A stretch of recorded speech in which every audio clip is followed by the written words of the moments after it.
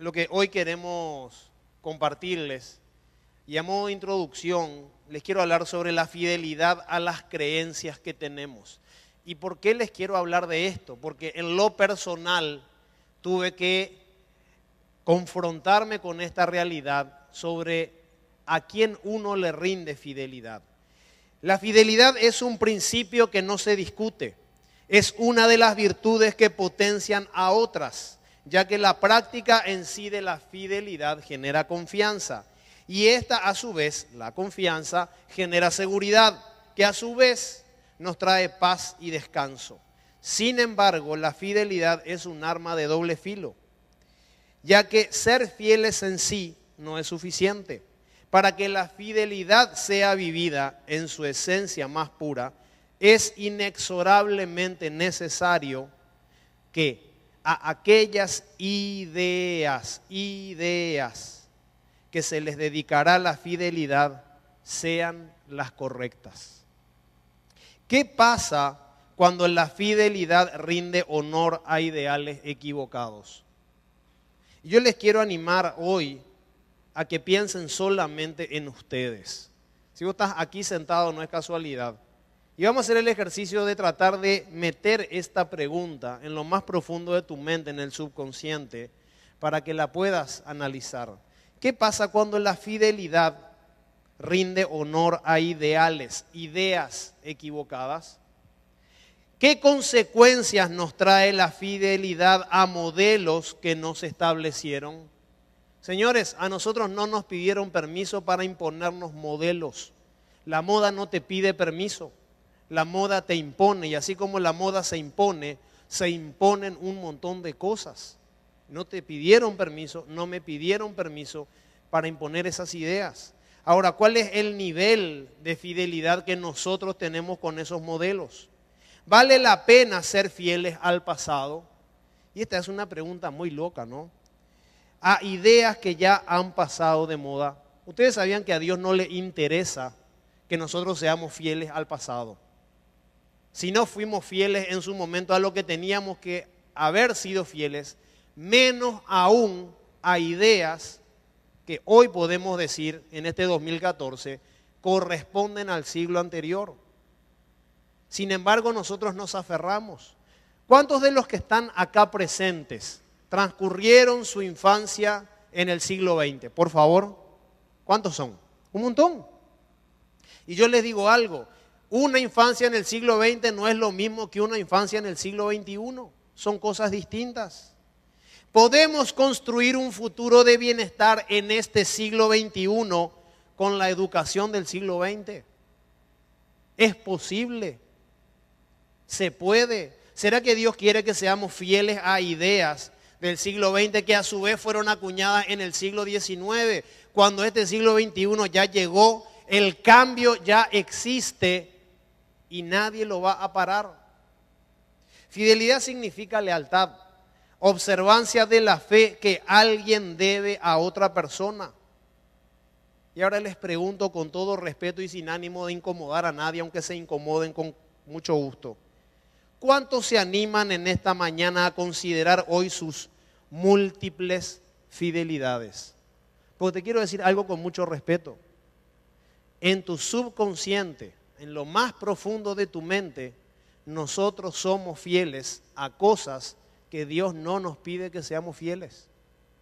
Somos fieles a un montón de reglas que el sistema nos estableció y Dios no te pide, ni te obliga, ni te sugiere tal nivel de fidelidad. Entonces, ¿cuántos se animan hoy a considerar sus múltiples fidelidades? ¿Hay valientes acá esta mañana? Espectacular. Queremos invitarte a pensar en cómo venimos programados a ser fieles a cosas que Dios no nos pide que seamos fieles. Solo a modo de mención, algunos ejemplos de fidelidades múltiples. Les voy a leer. Por ejemplo, una religión. Hay personas que son más fieles a la religión que a la voz de Dios que está sonando en el siglo XXI. Hay más de 1500 religiones que usan la Biblia como parámetro de fe. Y Dios sigue hablando y Dios sigue comunicando un mensaje que muchas veces no está en la religión. 2, fidelidad múltiple a un partido político.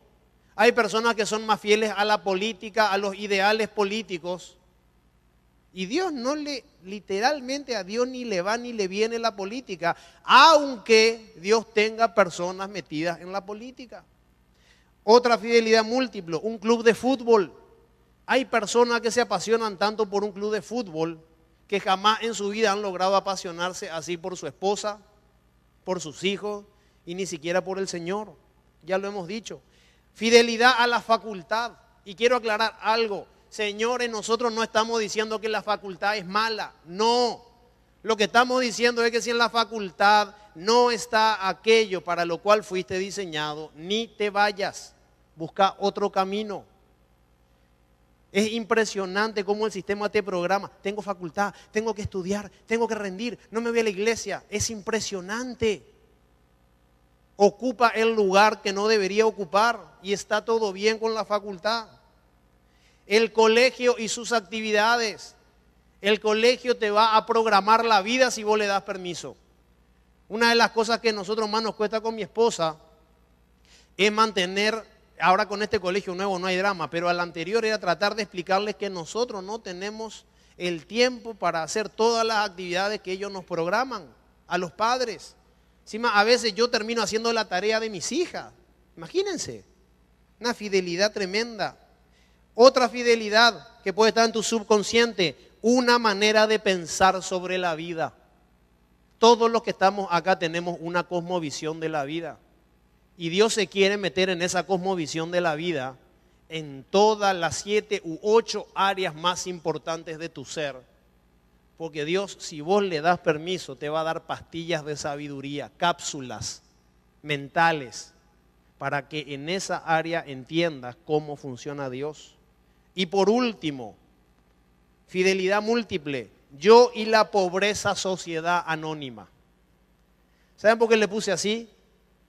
Porque hay mucha gente que habla en contra de la teología del evangelio de la prosperidad y la teología del negocio.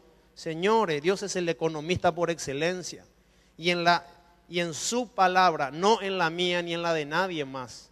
Él habla de economía de tapa a tapa. 70% de las parábolas de Jesús habló de economía.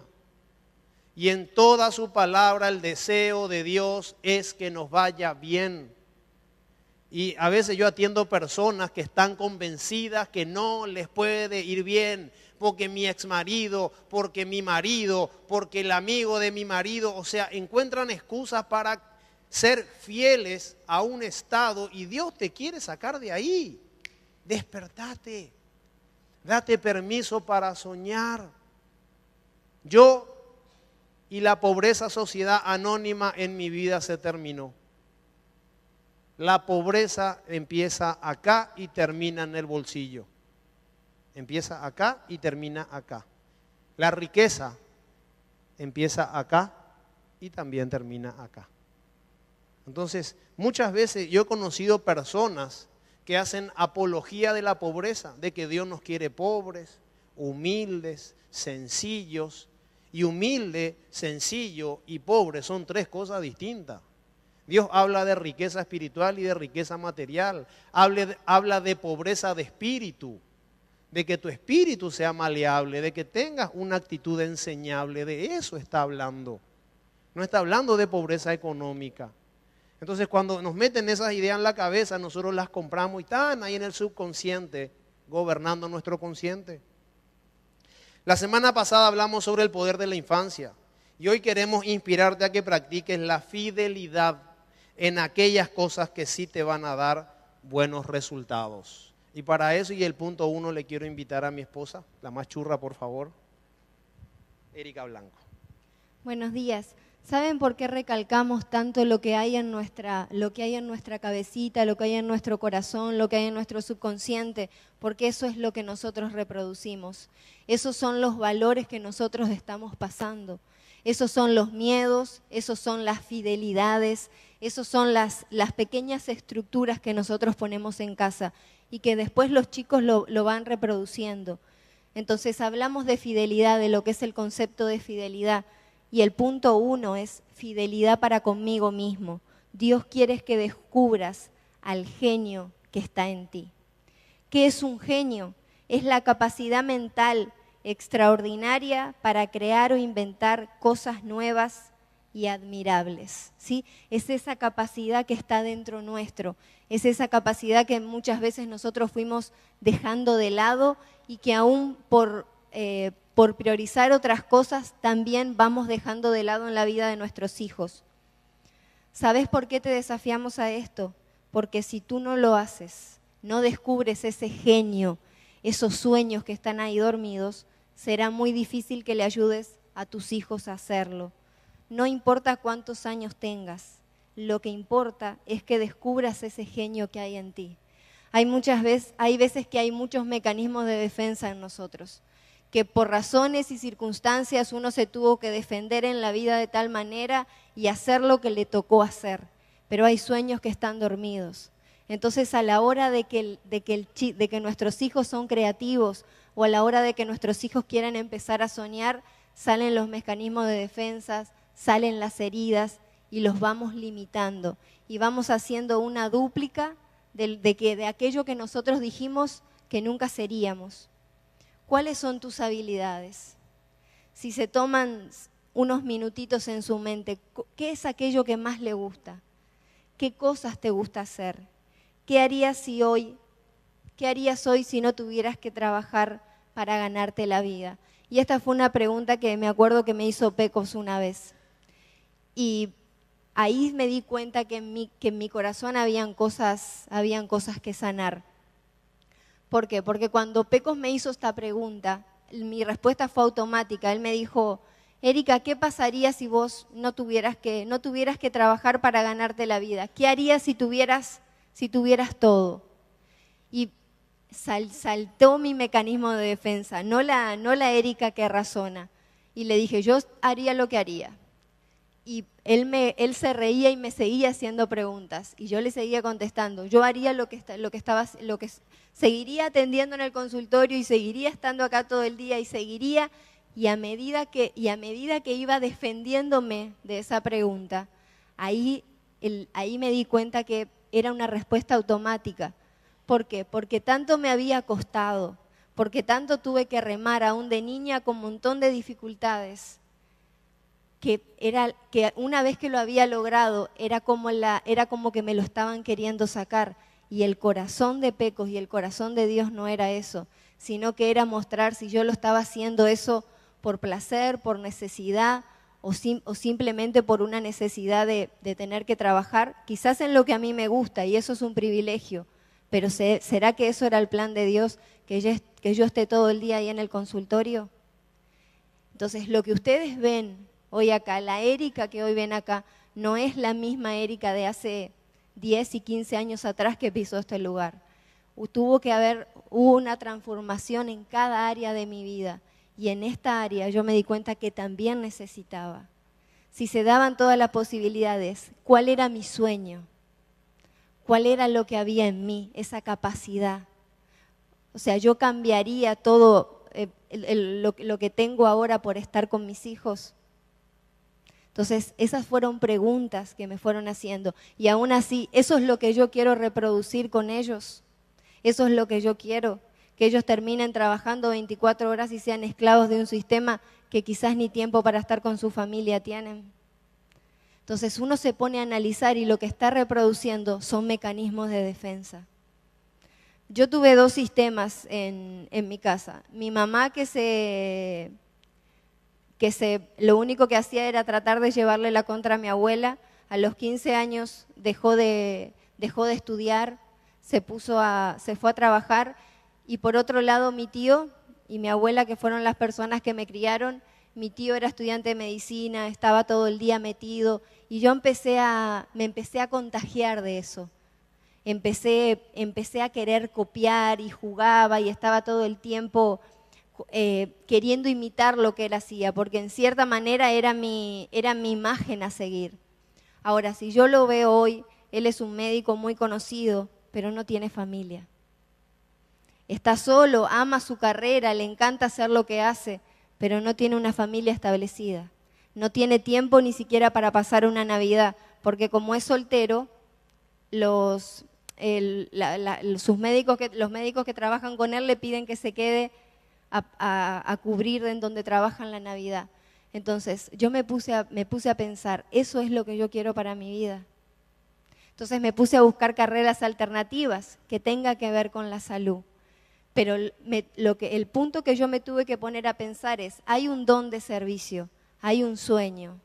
Ahora, eso yo lo volví un mecanismo de defensa, lo volví algo para hacer que me cueste la vida, que me cueste mi familia, que me cueste el tiempo con mis hijos. Entonces, así como tuvo que haber una sanidad en mi corazón, así tuvo que haber una sanidad y un detonante en mi subconsciente y en mi cabeza. ¿Para qué? Para ponerme a pensar cuáles eran mis sueños, para no interferir en los sueños de Ana Laura y Micaela, para yo poder fomentar esa creatividad que hay en ellos. Tuvo que haber una reinstalación y me encanta ese programa. El iPhone tiene un programita donde se tiene que poner un código para que se reinicie, para que se reinstale. ¿Sí? Ese reset que aparece en la computadora o en los teléfonos, para reinstalar la cabeza de uno, para empezar a soñar, para ser ese niño, que es lo que yo quiero hacer sin heridas, no para demostrarle nada a nadie, no por querer ser alguien, sino que tuve que entender que yo ya era. Tuve que reinstalar ese programa. ¿Para qué? Para no duplicar las heridas, para no duplicar el dolor, para yo poder soñar, para permitirme soñar y para permitirle soñar a Ana Laura Micaela sin cortar su creatividad. Reinstalación tiene que ver a nacer de nuevo, ¿sí? Metanoia, cambio de mente, cambio de rumbo. Y para el punto 2 le quiero invitar a Yuri. Gracias, Eri. Entonces, en primer lugar, fidelidad para con uno mismo. Y es demasiado importante darse permiso para saber quién uno es. Yo creo que esa es una de las interrogantes más grandes de la vida, y si hay algo que a Dios le interesa que descubras, es quién realmente tú sos, sin que nadie te lo tenga que decir. Es ahí cuando ya lo que dice la gente te tiene sin cuidado, y cuando vos te podés mantener firme en la vida, sin importar lo que digan los demás, porque vos ya sabés quién sos y ya sabés hijo de quién sos. En segundo lugar, fidelidad para con tus hijos. Dios quiere, porque muchas veces pensamos en la fidelidad conyugal y con el Señor, y la fidelidad con tus hijos. Dios quiere que le guíes a tus hijos a encontrar el genio que está en ellos. ¿Cuántos de los que están acá tienen hijos? ¿Cuántos de los que están acá tienen genios? Todos. Señores, Dios creó un genio. ¿Sabe cómo se llama? Es tu hijo, es tu hija. Hay un genio ahí. Los genios no siempre salen del sistema educativo establecido. Y solo a modo de ejemplo, algunos casos de genios que no se llevaban bien con el sistema escolar de su época. Te voy a leer rápidamente 10 casos de personas que trascendieron a la historia con una singularidad. Escuchen por favor con atención en lo que me quiero centrar. No quiero centrarme en que ellos no fueron a la escuela. Quiero que ustedes se centren conmigo en lo que yo descubrí. Que sus padres se centraron en las habilidades de sus hijos, no en lo que el sistema les proponía. Si hay algo que tuvieron en común estas personas que te voy a leer a continuación, de diferentes habilidades que no tenían de repente nada que ver una con la otra, era una sola. Algo en común tenían. Padres que supieron leer la habilidad de sus hijos. Thomas Alva Edison, uno de los mayores inventores de la historia, se llevaba muy mal con la escuela, aprendió a hablar a los 4 años. Él fue uno de los precursores e inventor, entre tantas cosas, de la luz eléctrica, y tiene más de 1000 patentes registradas. En la escuela lo trataban a él de retrasado. Otro, Leonardo Euler, matemático. Este era un hijo de un predicador evangélico. Este predicador le encantaba la matemática, se la enseñaba a sus hijos, y Leonardo Euler fue un célebre matemático que cambió el sistema de enseñanza. Michael Faraday, científico del siglo XIX, que hasta desarrolló un sistema de estudio desde la casa para los chicos que no quieren ir a la escuela. Los hermanos Wright, constructores del primer avión. Uno de ellos le dijo a su hermano, che, en la escuela no nos van a enseñar lo que nosotros queremos hacer, queremos aprender a volar, queremos diseñar un avión y en la escuela nos están enseñando cosas del siglo pasado. Otro, Albert Einstein, célebre científico del siglo XX. Otro que también se llevaba mal con la escuela, ni necesita presentación. Benjamin Franklin, inventor del pararrayo Franklin, entre otras cosas, empresario, escritor y cofundador de los Estados Unidos. Tampoco se llevaba bien con la escuela. George Washington, primer presidente de los Estados Unidos, fue educado en su casa. No alcanzó a ir 2 años a la escuela de corrido. Abraham Lincoln, presidente más célebre de los Estados Unidos, educado en su casa por sus padres. Winston Churchill, primer ministro del gran imperio británico, fue educado en su casa. La única instrucción que tuvo fue en la academia militar sobre estrategia militar y gracias a él los alemanes nunca pisaron Inglaterra. Y por último, Juan Wesley, predicador inglés antirrevolucionario. A Juan Wesley se le atribuye, entre otras tantas cosas, que el germen de la Revolución Francesa no germinó en Inglaterra, por lo cual ellos no tuvieron revolución, porque su mensaje estaba dirigido a la gente en otra frecuencia. Señores, todas estas personas de diferentes épocas, algunos compartieron el siglo, tenían algo en común. Y esa es la enseñanza a este punto. Sus padres leyeron las habilidades que tenían sus hijos.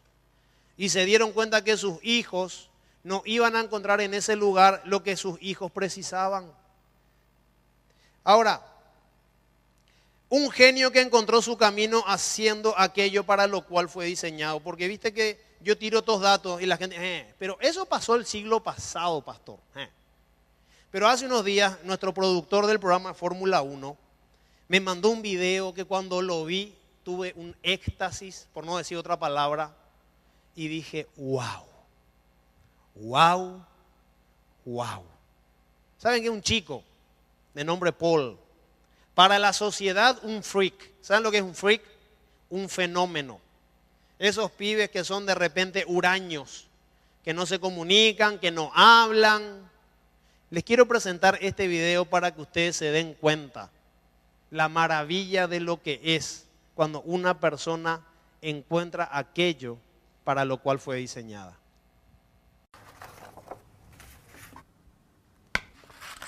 I've never found someone who does something similar to me. Nobody who's doing it from paper. People are saying, this guy must be strange. They're just seeing me like a freak.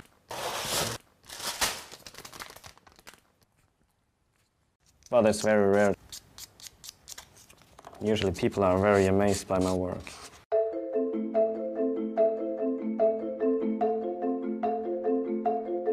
One day, I think it was my 8th birthday, I got a paper model kit from my dad, and after a few other kits, I tried to start my own designs. In total, I made about 40 cars. This is the Infiniti Red Bull RB7, and yeah, this is also the car which actually changed my life. The RB7 consists of about 6,500 parts. If you could look under the engine, you would see water pumps, oil pumps, springs and anti-roll bar and so on. The straps in the seats are made from Christmas presents, a ribbon. It is one of the few parts on the car which is not from paper. It was also just a hobby for me. There was nobody who was really interested in the cars. When I started my blog, after about 2 months, I got the first article in a magazine. I set up a letter to write Red Bull and show them what I've done. But I never sent this letter off because the car wasn't finished. About 3 days later, I got an email from Infinity Red Bull Racing's chief designer, Rob Marshall, where he told me he's very, very impressed by my model. And he invited me for an interview at the Formula One factory.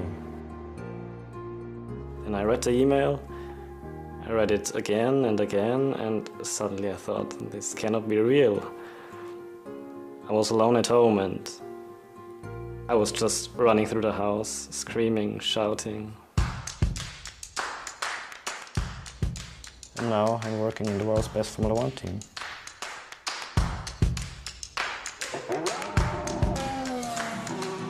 I'm working now in composite design within the wing design group and designing mainly parts for the front wing, rear wing, basically all over the car. I'm bonding together parts on my desk at home for my models, and I'm doing basically the same at the factory. The best thing to work at Red Bull is that it's basically my hobby.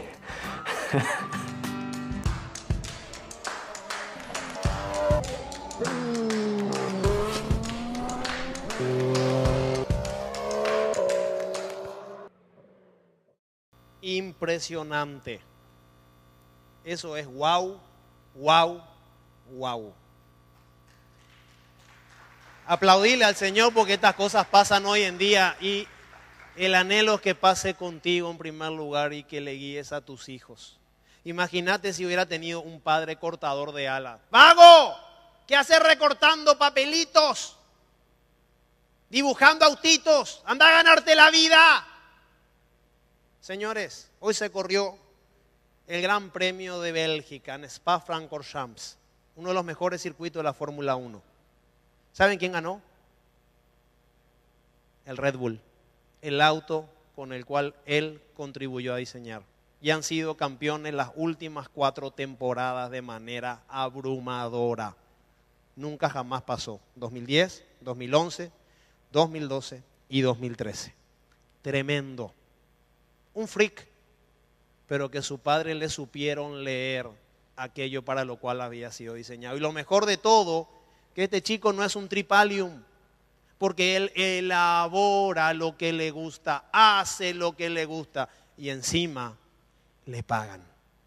Y trabaja en la mejor compañía de Fórmula 1 del mundo hoy.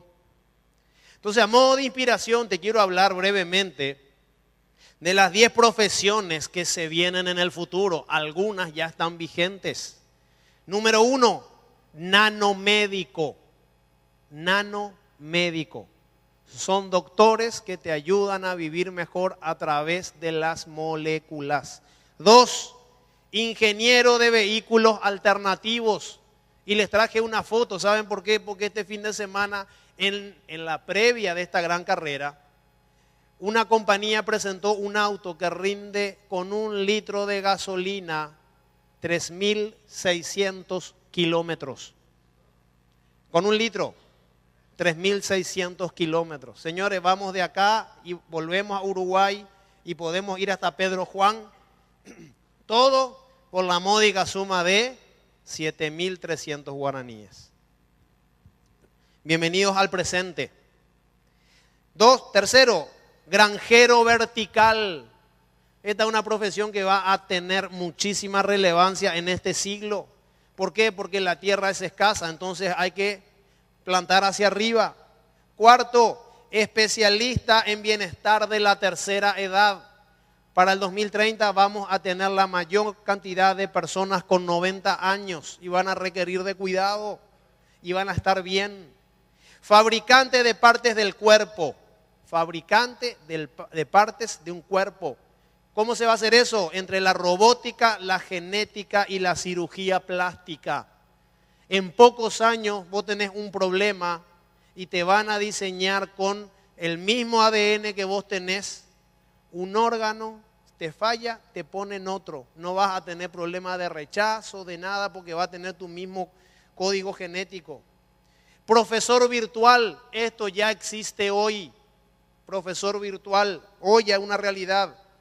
Pilotos, arquitectos y guías turísticos espaciales. Yo cuando era chico, a mí me pusieron el nombre de un astronauta. por Yuri Gagarin. Y yo crecí leyendo libros, mirando fotos del espacio, de la luna, y dije, cuando yo sea grande voy a ir al espacio. Y durante muchos años yo no me permití soñar eso. Algún día voy a subir en mi perfil una foto del espacio, porque cada vez eso está más cerca. Ya no es un imposible. Hasta voy a tener guía turístico en el espacio.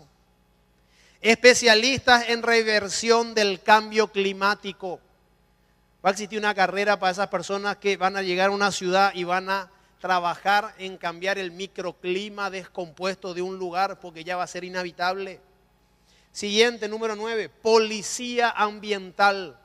Así como hoy existen en algunos países extremistas la policía religiosa, ¿sí?, que no tiene nada que ver con la policía civil, va a existir una policía ambiental que se va a dedicar exclusivamente a saber si vos estás violando la ecología y esa clase de delitos. Te caza un tipo de policía y te juzga la justicia ordinaria.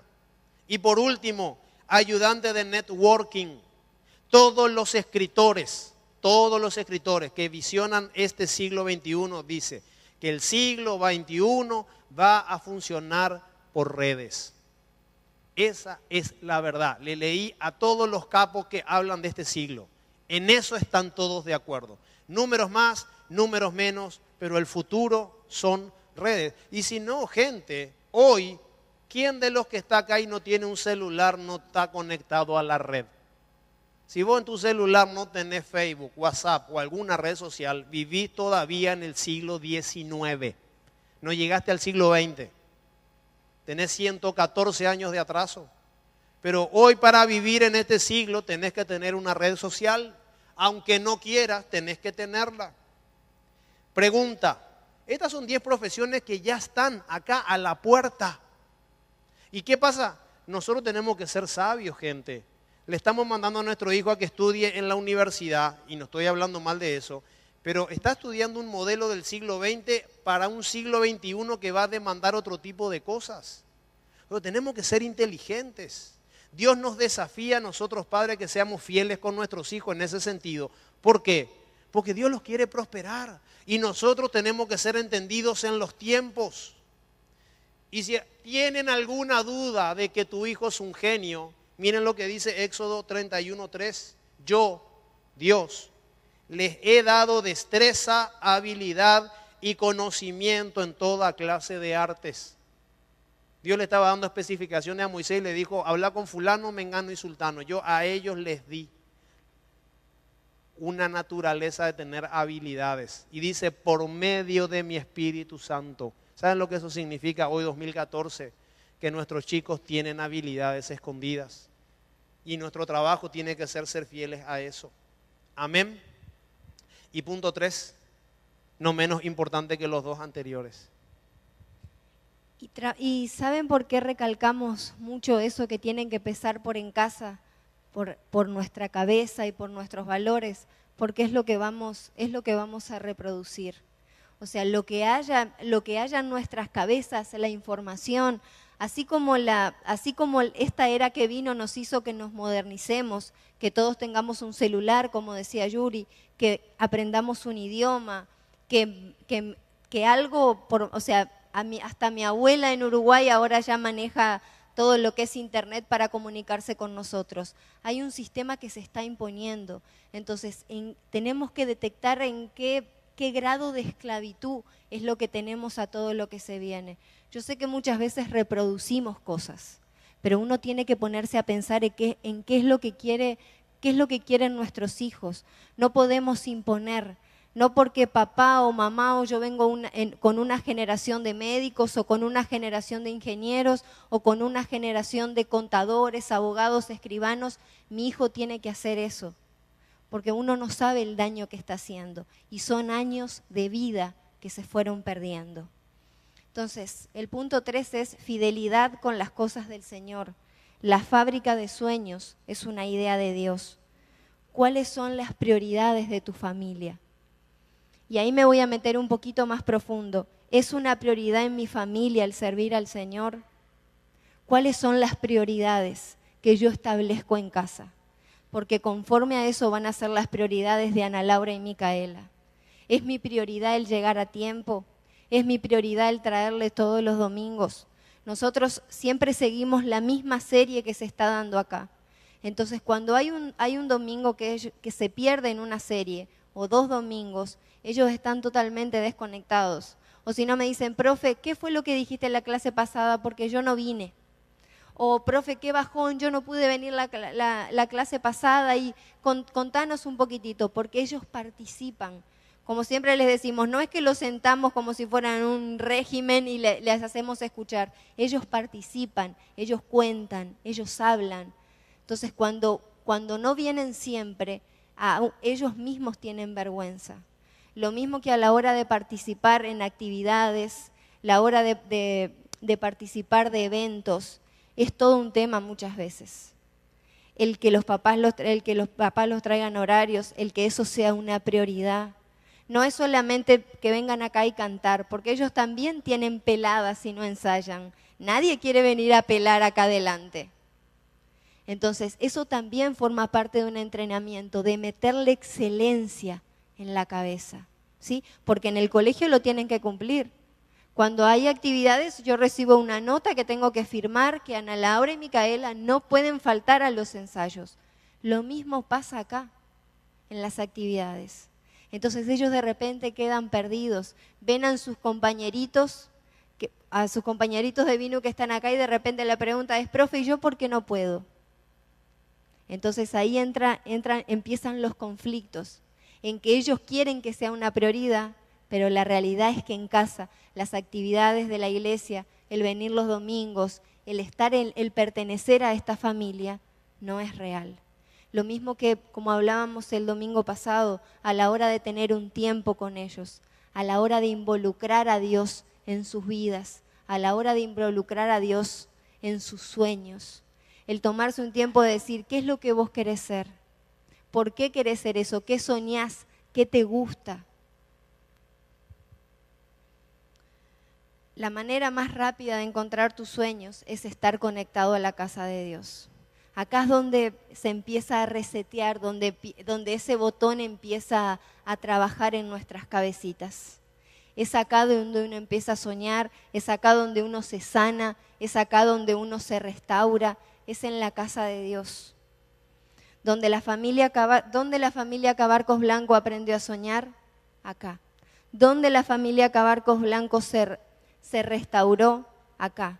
Donde la vida de Ana Laura y Micaela se restauró, acá. Miren lo que dijo Josué, en un momento crítico. No sé ustedes, por mi parte, mi familia y yo serviremos al Señor. Josué estableció un ambiente en su casa. Le daba la autoridad para decir eso. Creó el ambiente, no era por imposición, sino que se generó un ambiente. Si hay algo que he aprendido, es que Dios es un caballero. Nunca se va a meter en ningún área donde vos no le llames. Dios a uno lo tiene que invitar. Uno tiene que generar el ambiente de su casa, tener un tiempo con Dios, prepararle un lugar. Me acuerdo que ese mensaje de Peco fue clave. Prepara el ambiente en tu casa.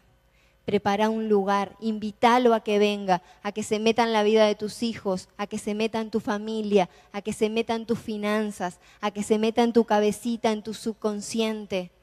Invítalo, porque Él no va a venir así como un trueno, como si fuera Thor, a hacer destrozos. No, Él depende de tu invitación, depende de la actitud, depende de las ganas que vos tengas de que Él tome ese lugar. Hoy las ven a ustedes, Ana Laura y Micaela, y antes no eran así.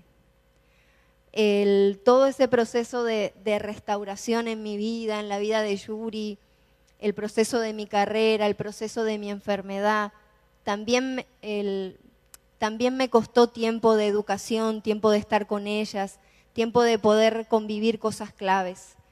Y me acuerdo que una vez tuvimos una invitación y hay un lugar de una familia que yo dije que nunca más iba a ir, porque dieron vuelta a la casa.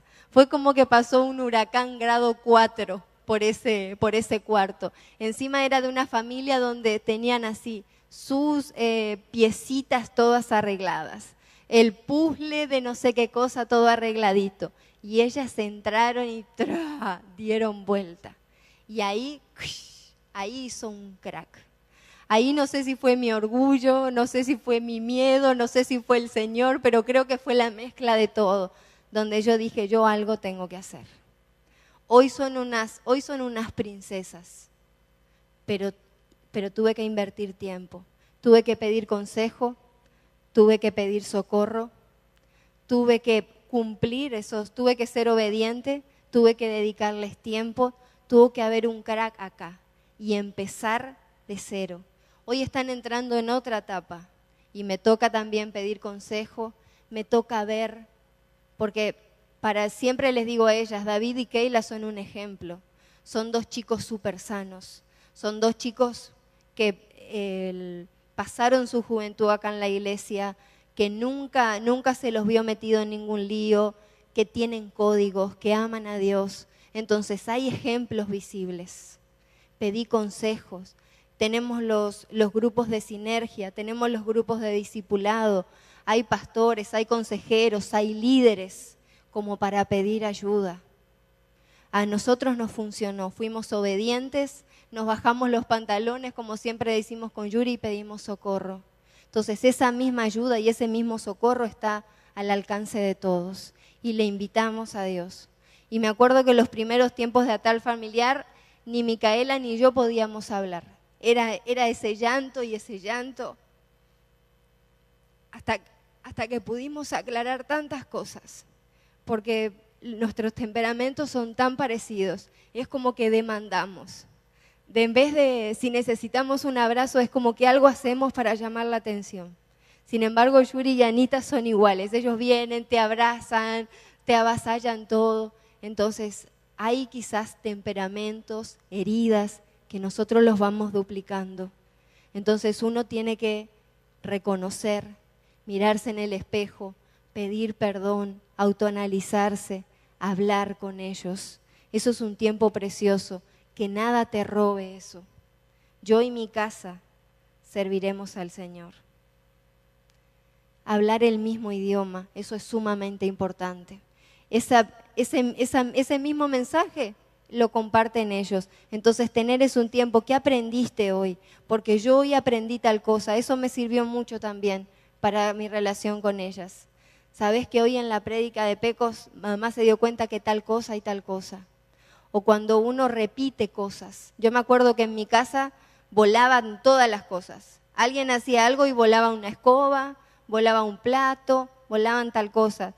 Cuando recién nosotros vinimos al GAP con Raúl y Graciela, de que recién nos habíamos casado, Graciela y Raúl se mataban de la risa de nosotros, porque yo me peleaba con Yuri, y Yuri siempre fue así, muy osito, como le digo yo. Él me preparaba cuadritos y cosas y me regalaba. Entonces a la hora de que yo me enojaba con él, agarraba todos los cuadros y ¡drá! Esto no es así, esto es mentira. Y volaban los cuadros en mi casa. Y así nos íbamos al GAP y con esa situación nos confrontábamos. Entonces yo me di cuenta de que yo no podía reproducir eso en Ana Laura y Micaela porque era lo que iba a lograr. Entonces a la hora de enojarme, quiero agarrar algo y quiero tirarle por la cabeza y como me dice Yuri, respira profundo. Entonces es un ejercicio porque uno quiere reproducirlo, quiere agarrar una muñeca que está tirada y ¡bra! Está el instinto. Pero uno tiene que gobernarlo el subconsciente, es por repetición. Y si alguna vez se me escapa, ¿sabes qué? Perdóname. Esto está mal. Uno no es perfecto. No, sería lo ideal que seamos perfectos y que eso nunca más se volviera a repetir. Pero es imposible. Pero ¿dónde está el trabajarlo acá? En hablarlo, es hacerlos partes, porque ellos se dan cuenta de todo. Se dan cuenta de nuestras luchas, se dan cuenta de nuestras lágrimas, se dan cuenta de nuestras alegrías, se dan cuenta de nuestras prioridades, se dan cuenta del ambiente de nuestro círculo íntimo, se dan cuenta de todo. Entonces es mejor que vean sinceridad, es mejor que vean amor, es mejor que vean servicio, a que se empiecen a generar ideas equivocadas y que empiecen a generar como una especie de hipocresía. y que después a la larga, que la casa de Dios no sea algo para que digan, no, yo ahí no me voy nunca más. Al contrario, que amen a la gente. Eso tiene que empezar por uno, amar a la gente, que ellos estén acostumbrados. Ana Laura y Micaela desde chiquito, en nuestra casa recibimos a casi todas las personas que venían de afuera, las recibíamos en casa, a grupos, a llantos. Ellas ya cuando ven que alguien viene y se pone a llorar ya se van, pero forma parte de que, ellas se dan cuenta que forma parte de esa restauración, que la misma restauración que hubo Yuri y en mí, esa misma restauración nosotros la llevamos a otras personas. Y en esta nueva etapa que están entrando ellas, nuestra clave es, como veíamos la vez pasada, instruirlas, civilizarlas y educarlas. Y para eso necesitamos a Dios. Para eso necesitamos a nuestros líderes. Para eso necesitamos meter a Dios en casa. Para eso necesitamos tener tiempo. Entonces, que nada nos robe eso. Vamos a hacer un repaso. Punto 1, la fidelidad para conmigo mismo. Empieza por mí, empieza por casa. Dios quiere que descubras al genio que está en ti, como papá y mamá. 2, fidelidad para con tus hijos. Eso es lo que duplicamos. Dios quiere que le guíes a tus hijos a encontrar al genio que está en ellos. Y 3, fidelidad para con las cosas del Señor. La fábrica de los sueños es una idea de Dios. Y hay algo que me vino cuando estaba preparando el mensaje. Si sos una persona que se estableció en vida nueva, que echó raíces, si sos parte de esta familia, prepárate. Así como se dice, agárrate bien fuerte, porque este año se habló de que es un año de puertas abiertas y un año de libertad. Entonces, prepárate para estrenar esa verdadera libertad, porque Dios está metido acá. En el 2013 fue un año de borrón y cuenta nueva. Se declaró un año de sanidad y Dios me sanó. 2 años con una batalla tremenda. En el 2013 Dios hizo así, borrón y cuenta nueva. 2014 se declaró año de puertas abiertas y de libertad. Y Dios trajo una libertad tremenda. Y sé que eso solamente me mostró la puntita de todo lo que se viene. Entonces Dios cumple, Dios es fiel. Establecete, prepárate, empezá a mirarte en el espejo y empezá a visualizarlas, esas alas de la libertad, porque Dios va a traer libertad. Amén. Entonces quiero hacerles unas preguntas. ¿En qué área necesitas libertad? Eso es algo que solamente mirando para adentro.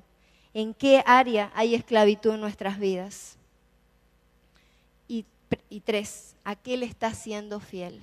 Observancia de la fe que alguien debe a otra persona. Y ahora les pregunto con todo respeto y sin ánimo de incomodar a nadie, aunque se incomoden con mucho gusto. ¿Cuántos se animan en esta mañana a considerar hoy sus múltiples fidelidades? Porque te quiero decir algo con mucho respeto. En tu subconsciente, en lo más profundo de tu mente, nosotros somos fieles a cosas que Dios no nos pide que seamos fieles. Somos fieles a un montón de reglas que el sistema nos estableció y Dios no te pide, ni te obliga, ni te sugiere tal nivel de fidelidad. Entonces, ¿cuántos se animan hoy a considerar sus múltiples fidelidades? ¿Hay valientes acá esta mañana? Espectacular. Queremos invitarte a pensar en cómo venimos programados a ser fieles a cosas que Dios no nos pide que seamos fieles. Solo a modo de mención, algunos ejemplos de fidelidades múltiples. Les voy a leer. Por ejemplo, una religión. ¿Qué pasa cuando la fidelidad rinde honor a ideales equivocados? Yo les quiero animar hoy a que piensen solamente en ustedes. Si vos estás aquí sentado, no es casualidad. Y vamos a hacer el ejercicio de tratar de meter esta pregunta en lo más profundo de tu mente, en el subconsciente, para que la puedas analizar. ¿Qué pasa cuando la fidelidad rinde honor a ideales, ideas equivocadas. ¿Qué consecuencias nos trae la fidelidad a modelos que no se establecieron? Señores, a nosotros no nos pidieron permiso para imponernos modelos. La moda no te pide permiso, la moda te impone, y así como la moda se imponen un montón de cosas. No te pidieron permiso, no me pidieron permiso para imponer esas ideas. Ahora, ¿cuál es el nivel de fidelidad que nosotros tenemos con esos modelos? ¿Vale la pena ser fieles al pasado? Y esta es una pregunta muy loca, ¿no? A ideas que ya han pasado de moda. Lo que hoy queremos compartirles, y a modo de introducción, les quiero hablar sobre la fidelidad a las creencias que tenemos. ¿Y por qué les quiero hablar de esto? Porque en lo personal tuve que confrontarme con esta realidad sobre a quién uno le rinde fidelidad. La fidelidad es un principio que no se discute. Es una de las virtudes que potencian a otras, ya que la práctica en sí de la fidelidad genera confianza. Y esta, a su vez, la confianza, genera seguridad, que a su vez nos trae paz y descanso. Sin embargo, la fidelidad es un arma de doble filo, ya que ser fieles en sí no es suficiente.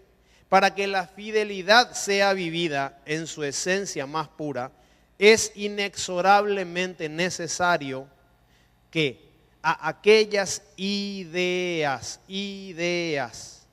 que se les dedicará la fidelidad sean las correctas. ¿Ustedes sabían que a Dios no le interesa que nosotros seamos fieles al pasado? Si no fuimos fieles en su momento a lo que teníamos que haber sido fieles, menos aún a ideas que hoy podemos decir en este 2014 corresponden al siglo anterior. Sin embargo, nosotros nos aferramos. ¿Cuántos de los que están acá presentes transcurrieron su infancia en el siglo XX? Por favor, ¿cuántos son? Un montón. Y yo les digo algo, una infancia en el siglo XX no es lo mismo que una infancia en el siglo XXI. Son cosas distintas. Podemos construir un futuro de bienestar en este siglo XXI con la educación del siglo XX. Es posible. Se puede. ¿Será que Dios quiere que seamos fieles a ideas del siglo XX que a su vez fueron acuñadas en el siglo XIX? Cuando este siglo XXI ya llegó, el cambio ya existe y nadie lo va a parar. Fidelidad significa lealtad. Hay personas que son más fieles a la religión que a la voz de Dios que está sonando en el siglo XXI. Hay más de 1500 religiones que usan la Biblia como parámetro de fe. Y Dios sigue hablando y Dios sigue comunicando un mensaje que muchas veces no está en la religión. 2, fidelidad múltiple a un partido político. Hay personas que son más fieles a la política, a los ideales políticos. Y Dios no le, literalmente a Dios ni le va ni le viene la política, aunque Dios tenga personas metidas en la política. Otra fidelidad múltiple, un club de fútbol. Hay personas que se apasionan tanto por un club de fútbol que jamás en su vida han logrado apasionarse así por su esposa, por sus hijos y ni siquiera por el Señor. Ya lo hemos dicho. Fidelidad a la facultad. Y quiero aclarar algo. Señores, nosotros no estamos diciendo que la facultad es mala. No. Lo que estamos diciendo es que si en la facultad no está aquello para lo cual fuiste diseñado, ni te